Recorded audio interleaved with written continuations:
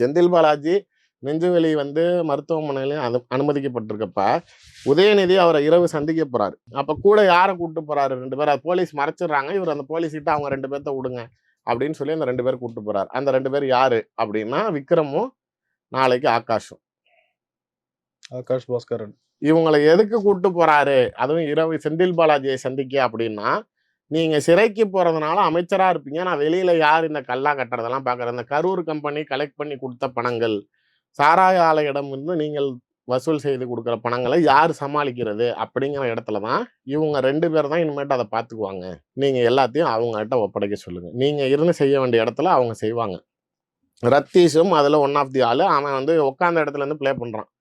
அதனால தான் இப்போ இந்த இடி ரைடு போனால் டாஸ்மாக் தலைமை இயக்குனருடைய சேட்டுகள் ரத்தீஷோடதுல இருந்தது அப்படின்னு இடி கிட்ட இருந்து தகவல் கசியறதுக்கு காரணம் இவங்க 3 பேர் தான் இதை ஆப்ரேட் பண்ணியிருக்காங்க. கரெக்டாக 400 நாட்கள் செந்தில் பாலாஜி சிறையில் இருந்த சமயத்திலிருந்து இன்னைக்கு வரைக்கும் சேர்த்திங்கன்னா ஒரு 600 நாள் ஆச்சு. கிட்டத்தட்ட 1.25 வருஷம். இந்த 1.25 வருஷத்துல இதுல வந்து அவ்வளோ பணமும் இவங்க 3 பேர்த்துக்கிட்ட தான் போயிருக்கு.